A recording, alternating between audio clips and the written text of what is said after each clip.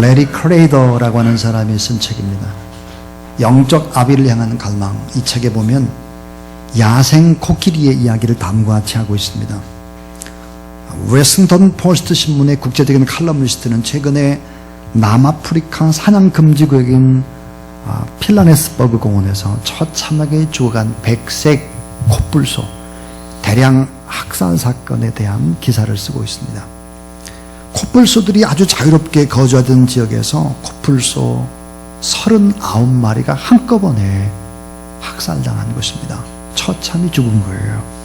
마치 엄청난 야수가 그들을 죽인 듯이 보이나 밀렵꾼들이 총질을 하고 꾸며놓은 것이다, 이렇게 생각을 한 것입니다.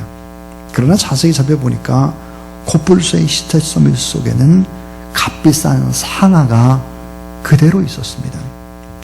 너무나 이상한 일이죠. 사냥꾼들이 만약에 총질을 했다고 하면 그 상아는 다 가져가야 되는데 상아가 그대로 남겨져 있었던 것이죠. 사냥 금지구역의 관리인들은 남아있는 동물들을 안정시킨 후에 전기 꼬리표를 부착을 하고 범인을 좀 잡아야 되겠다. 그래서 이제 증거를 잡기 위해서 아주 전략적인 요충지에다가 비디오 카메라를 여러 대를 설치를 했습니다. 관리인들이 아주 주도 면밀하게 관찰을 할 때 어린 야생 코끼리들이 코뿔소에게 겁도 없이 추격하는 장면이 목격되었습니다. 상식적으로 말이 안 되는 일이라고 합니다. 왜냐하면 이 코끼리 자체가 유순하기 때문에 사나운 코뿔소에게 덤벼든다고 하는 것은 도저히 불가능한 일이기 때문입니다. 어린 야생 코끼리들이 코뿔소를 멀리까지 쫓아가서 나무를 던지고 발로 밟아가지고 코뿔소를 죽인 엄청난 모습을 본 것입니다. 왜 비교적 유순한 이 코끼리들이 폭력적으로 무섭게 바뀌었을까? 이해할 수 없는 일이었습니다. 연구를 계속하다가 놀라운 일 하나를 발견하게 됩니다. 그 해답은 20여 년 전에 실행된 한 정책의 잘못 때문인 것으로 드러난 것입니다. 크루그 공원에서 코끼리 수가 점점점 많아진 거예요. 이제 감당할 수 없게 되자 관리인들은 코끼리들을 몇몇 마리를 이제 필라네스버그 공원으로 보내버렸습니다. 근데 수송하기에 좀 이렇게 어려운 커다란 어미 코끼리들은 많은 코끼리의 수를 죽인 거예요. 사살을 했습니다. 자, 성숙한 야생 코끼리를 죽게 한 것이죠. 이 성숙한 어른 코끼리들로부터 돌봄과 가르침을 받지 못한 어린 코끼리들은 새로운 환경에 적응하는 법을 놓쳐버린 것입니다. 과다한 호르몬의 분비라든지 어렸을 때부터 훈련되지 않은 여러 가지의 문제들이 노출된 것이죠. 그래서 이제 고통을 받게 되고 점점점 폭력적으로 변화돼가지고 코뿔소를 죽이는 야수로 변모를 하고 만 것입니다. 결국은 백색 코뿔소를 지켜내기 위해서는 가장 공격적인 코끼리 5마리를 죽이는 것이었습니다. 그리고는 나이가 많고 성숙한 어미 코끼리를 5마리를 데려와가지고 그 공원에다가 다시 집어넣게 된 것입니다. 자, 나이 많은 성숙한 이 코끼리들이 그 공원에 들어왔을 때 공격적이던 코끼리들이 더 이상 도전적이거나 야수와 같이 행동을 하지를 않게 된 것입니다. 그리고 코뿔소의 대량 학살 소식도 끊어져 버리고 맙니다. 여러분, 숲에 살고 있는 이 야생 코끼리도 아버지, 어머니 코끼리가 없을 때 무섭게 변하고 죽이고 점점 난폭해져 가는 것입니다. 인간은 어떨까요? 성경은 이렇게 말합니다. 고린도후서 6장 18절에 너희에게 아버지가 되고 너희는 내게 자녀가 되리라 전능하신 주의 말씀이니라 그랬습니다. 여러분, 하나님이 우리의 아버지가 되신다는 사실을 믿으시기 바랍니다. 우리에게 전능하신 하나님을 아버지라고 고백하지 아니할 때 어떻게 되느냐? 야수와 같이 난폭하게 사람이 바뀌게 된다는 거예요. 에베소 3장 14절에 보니까 이러므로 내가 하늘과 땅에 있는 각 족속에게 이름을 주신 아버지 앞에 무릎을 꿇고 비노니 그랬습니다. 하나님을 아버지로 부르고 하나님 아버지를 경외하고 경배할 때 여러분 온순해지고 사랑하게 되고 행복하게 되는 것인데, 하나님을 아버지라 부르지 않고 내 힘을 의지하고 내가 개척하고 노력해서 살아보려고 하는 이 자체가 엄청난 야수와 같은 문제를 일으킨다라는 것이 바로 성경입니다. 여러분, 육신의 아버지와 영적인 아버지는 비슷한 점이 참 많아요. 여러분, 아버지의 역할이 무엇입니까? 안정감이죠. 그리고 강함과 균형을 잡아주는 것입니다. 그래서 우리를 보호할 뿐만 아니라 사랑과 훈육을 통해서 우리를 인도하죠. 뿐만 아니라 앞으로 갈 일을, 비전을 제시하는 것이 바로 이 아버지죠. 데이빗 칸리스트라스 박사는 이렇게 말했습니다. 건강하고 성숙한 아버지가 있다면 사회 모든 영역에서 성공할 수 있는 필연적인 자원이 된다라고 말했습니다. 미국의 유명한 사회학자들은 오늘날 미국의 문제를 이렇게 진단했습니다. 오늘날 미국이 당면하고 있는 위기는 무엇인가? 청소년들의 마약 문제, 10대의 미혼모 문제, 자살, 실업, 정신병, 아동학대, 이 같은 파괴적인 흐름, 이 끔찍한 사건은 그 원인이 아버지의 부재에 있다, 이렇게 말했습니다. 여러분, 영적인 아버지가 없을 때, 전능하신 살아계신 우리 하나님 아버지를 믿고 바라보고 섬기지 않고 살아갈 때 엄청난 공백이 생겨나게 되는 거예요. 미국의 문제, 영적인 아버지를 잃어버렸기 때문이라는 거죠. 여러분, 왜 젊은이들이 쓰러질까요? 왜 꿈을 잃어버리죠? 잘못된 모델을 따라가기 때문인 것이죠. 미래 없습니다. 자신의 아름다운 삶을 갖고 갈 만한 힘이 청소년들에게는 없다고요. 시편 109편 9절의 시편 기자는 아버지 없는, 하나님 아버지 없는 가정을 저주라고 표현하고 있습니다. 켄 캐필드는 이렇게 말합니다. 우리의 가정을 지켜줄 더 강한 정부가 되길 많은 국민들은 원한다. 그러나 교회들은 바른 소리를 발해야 한다. 바로 아버지의 소리다. 하나님께서는 그 자신을 우리의 아버지로 계시하신다. 그의 길을 따라 아버지를 아버지라 부르고, 아버지가 없는 아버지의 부재의 시대에 아버지의 마음을 자녀들에게 품게 하는 것, 이것이 가장 시급한 교회의 부르심이다 그랬습니다. 오늘 말라기 4장 6절 따라하세요. 그가 아버지의 마음을 자녀에게로 돌이키게 하고 자녀들의 마음을 그들의 아버지에게로 돌이키게 하리라. 근데 이렇게 얘기하세요. 만약에 하나님 아버지의 마음을 잘 모르게 되면 어떤 일들이 벌어지겠느냐, 이 땅에, 가정에 어떤 일이 파생하겠느냐, 이렇게 말하고 있어요. 두렵건대 내가 와서 저주로 그 땅을 칠까 하노라. 여러분, 영적으로 하나님 아버지를 아버지로 품지 않으면, 하나님 아버지를 내 생의 주인으로 모시지 않으면 어떻게 될까 하는 거예요. 저주로 그 땅을 친다는 거예요. 자녀에게 저주가 임할 것이다 하는 것이 바로 성경입니다. 이런 말이 있어요. 청소년들에게는 아버지가 없다. 책의 제목입니다.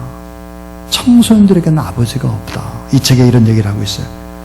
아이들이 자라나면서 4살쯤 되면 우리 아버지는, 육신의 아버지는 전지전능하시다, 이렇게 생각을 하는 거예요. 12살쯤 되면 우리 아버지는 아는 것이 많지 않다. 15살쯤 되면 우리 아버지는 구식이고 시대에 뒤떨어졌다. 21살쯤 되면 아버지는 골동품이고 차라리 없는 게 더 낫다. 32살쯤 되면 인생의 문제를 아버지와 의논하고 싶을 때가 가끔씩은 있다. 50대가 되면 아버지는 참 훌륭하다는 생각이 든다. 60대가 되면 아버지는 참 귀한 인생을 사셨고, 과연 내가 아버님과 같은 인생을 살아낼 수 있을까, 이렇게 느끼게 한다. 이렇게 말하고 있습니다. 사랑하는 여러분, 우리를 낳은 인간의 아버지는 약하죠. 부족합니다. 실수와 약점 투성입니다. 그러나 하나님 아버지는 전능하시면서도 사랑과 긍휼이 많으신 우리의 아버지인 걸 믿으시기 바랍니다. 그분은 책임감과 용서와 긍휼과 사랑을 가지고 있습니다. 전지전능하시면서도 오래오래 참아주시죠. 내 마음속에 숨겨져 있는 작은 신음 하나도 이해하시는 분이 우리의 아버지인 하나님이라는 사실을 믿으시기 바랍니다. 오늘 저는 세 가지의 얘기를 하겠습니다. 그 첫 번째가 뭘까? 따라하세요. 타락의 본질은 아버지를 떠나서 사는 것이다. 타락의 본질이 뭐냐? 하나님 아버지 없이 살아가는 거예요. 자, 타락의 본질이 뭘까? 왜 그렇게 야수와 같이 여러분 유순한 코끼리가 그렇게 변했을까? 왜 거칠어졌을까? 왜 공격적이었을까? 왜 싸울까? 왜 행복이 없을까? 그 이유는 동물의 세계도 마찬가지지만 사람의 세계도 똑같아요. 타락의 본질은 아버지를 떠나 사는 것이다. 여러분 자식을 키우는 부모를 보십시오. 그토록 손해를 보는 장사가 어디 있습니까? 많은 시간, 많은 정성, 많은 돈, 그 많은 눈물과 땀의 안타까움들을 아무런 보상도 기대하지 않고 자녀에게 다 물려주는 것입니다. 그런데 이런 부모의 사랑을 자식들이 나중에 깨닫고 여러분 감사하면 참 얼마나 좋을까요? 그런데 탕자의 이야기에서처럼 자식들은 부모 곁을 떠나겠다. 간섭을 안 받겠다. 아버지 돈 있는 거 다 내놔라 이거예요. 자기 방법대로 인생을 살아보겠다 하는 것이죠. 이게 죄의 본질인 거죠. 자, 하나님의 곁을 떠나겠다는 인생의 몸부림. 그 자식을 돌아오기만을 늘 기다리고 사모하는 아버지의 마음. 이것이 성경에 도도히 흐르는 우리를 향한 하나님의 사랑의 메시지입니다. 에덴의 동산 그 표면도 모자라가지고 선악과까지 따먹고 아버지를 밟고 올라서게 되는 거예요. 이것이 타락의 본질이라는 거죠. 아버지 곁을 떠나서 혼자 자기가 개척하고 혼자 살아보겠다. 하나님의 간섭을 받지 않고 나 혼자 일어서겠다라고 하는 하나님이 없는 몸부림. 이런 것들이 다 어둠을 가져오고 타락을 가져오는 것입니다. 하나님이 없는 모든 노력과 땀 흘림, 하나님이 없이 홀로 뼈를 깎는 아픔을 보내는 고단한 인생의 나날, 이게 저주라고 하는 거예요. 아버지를 의지하지 않고 아버지 없이 산다는 것은 무엇일까? 팔레스타인 지방의 전통에 의하면 이것은 아버지 없이 살아가려고 하는 것은 살아있는 아버지를 죽이는 것이다 그랬습니다. 아버지가 없는, 하나님 아버지가 없는 것은 바로 그 아버지를 죽이는 것이다 그랬어요. 영철이의 친구가 영철이 집에 이제 전화를 했어요. 전화를 했는데 영철이 아버지가 받는 거예요, 전화를. 거기 영철이 내 집이죠? 그랬더니 아버지가 하는 말이 아니야, 내 집이야. 이런 아버지는 없습니다. 아버지 집이 뭐예요? 곧 내 집이잖아요. 아버지 집에는 모든 자원과 모든 권세와 축복과 능력이 다 어때요? 내 것이 되는 거예요. 그렇기 때문에 우리가 이 땅에 살면서 품게 되는 기적적인 축복 중에 하나가 뭘까? 하나님이 나의 아버지, 하나님이 내 인생의 주인, 내 모든 것들을 계획하신 분, 하나님을 아버지로 섬기는 거, 이게 최고의 축복인 것입니다. 이런 반대로 저주는 뭘까요? 아버지를 하나님 아버지라고 부르지 못하는 거예요. 자녀들의 권세를 모르고 살아가는 것입니다. 이건 가장 큰 불행인 것이죠. 자, 두 번째예요. 따라하세요. 하나님 아버지의 마음을 아는 것이 축복이다. 하나님 아버지의 마음을 아는 것이 축복이에요. 하나님을 아버지라 부르는 것도 축복이지만 사실은 하나님 아버지의 마음을 아는 것이 진정한 축복이라고. 저는 위태식 장로님이 지난 10월 6일 날 작성을 한 천사회복 기도 운동의 기도 제목을 보았습니다. 그거 봤더니 첫째 아드님을 향한 기도 제목, 둘째, 셋째, 또 손주들을 위한 기도, 이런 기도문이 쫙 앞뒤로 이렇게 다 적혀져 있었습니다. 그걸 보면서 참 자녀를 향한 우리 장로님 아버지의 마음이 어떤 마음인가 하는 것을 절절히 느낄 수 있었습니다. 오늘 2부 예배를 마치고 난 다음에 제가 김영 집사님께 그걸 좀 코팅을 좀 해라, 이따 오시면 좀 가보로 내가 드리고 싶다. 그래서 오늘 코팅해서 제가 첫째 아드님께 드렸습니다. 장로님의 마음을 한번 보십시오 하는 거예요. 이미 돌아가실 것을 준비하신 분처럼 한 분 한 분 자녀에 대한 간절한 바람이 그 기도 제목 가운데 다 담겨져 있었습니다. 여러분, 이런 아버지의 마음을 아는 것이 자녀됨의 도리요, 특별히 하나님 아버지의 마음을 아는 것이 축복이 아니겠습니까? 한 영혼 자녀를 향한 아버지의 열정, 잃어버린 영혼에 대한 불붙는 안타까움의 사람, 독생자 예수 그리스도까지 내어주시고 우리 한 사람 한 사람을 사랑하신 지고지순의 사랑과 용서, 하늘의 수 없는 은혜, 이걸 아는 것이 축복이 되는 거예요. 말라기 4장 1절부터 3절에 보니까 여러분, 구약의 끝자락, 맨 끝자락이 말라기입니다. 이 말라기 선지자는 타락한 백성들을 향해서 하나님을 아버지로 섬기고 하나님 아버지의 마음을 이해해야 되지, 하나님 아버지의 마음을 이해하지 못하게 되면 이 땅에 저주가 올 것이다, 그런 이야기를 구약 성경의 맨 끝자락인 말라기 4장에서 하고 있습니다. 자, 여호와 하나님을 아버지라고 부르고 그 이름을 경외할 때 그 경외하는 백성들에게 치료의 광선을 발해주겠다는 거예요. 그리고 회복시키겠다는 거예요. 그리고 풍성한 삶을 약속하고 있습니다. 영혼을 치료하고 영혼을 살려내고 영혼을 향한 안타까운 아버지의 마음을 알게 되고 그렇게 살아가게 될 때 영과 혼과 육과 삶에 놀라운 축복이 임하게 되는 것을 믿으시기 바랍니다.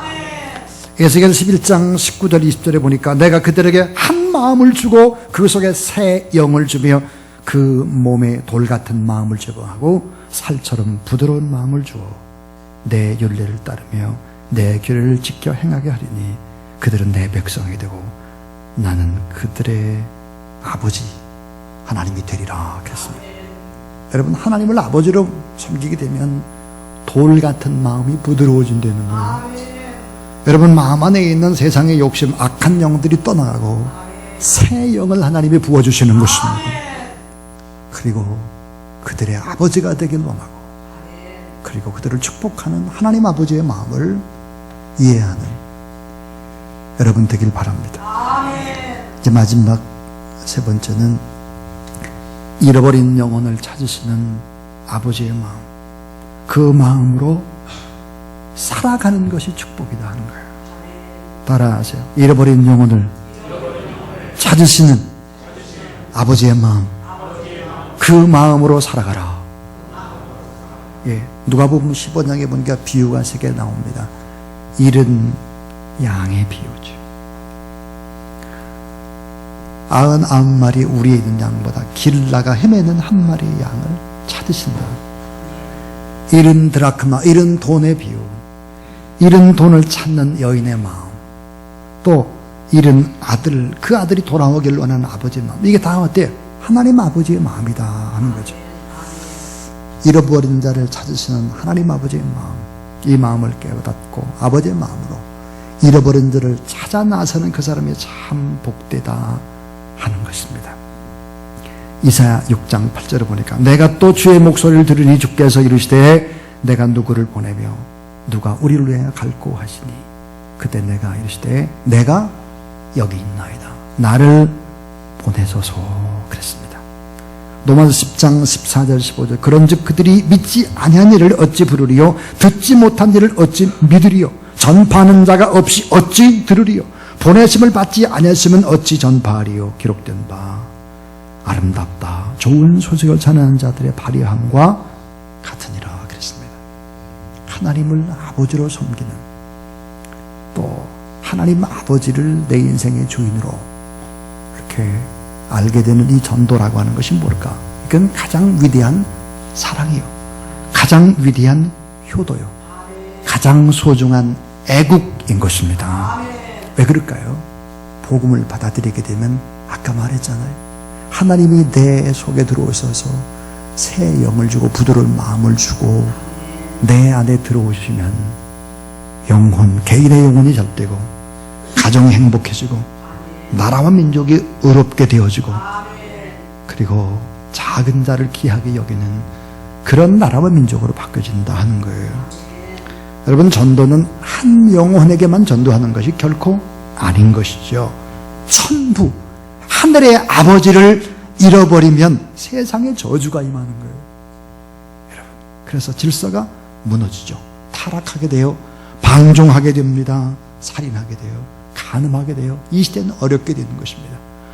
그러므로 적어도 복음을 증거한다라고 하는 것은 이런 개인의 문제, 가정의 문제, 사회 문제까지도 서럽게 알시는 것이기 때문에 이런 하나님 아버지의 마음을 우리가 알고 잃어버린 영혼에 복음을 증거하는 그런 귀한 여러분 될 수 있기를 주의 이름으로 축복합니다.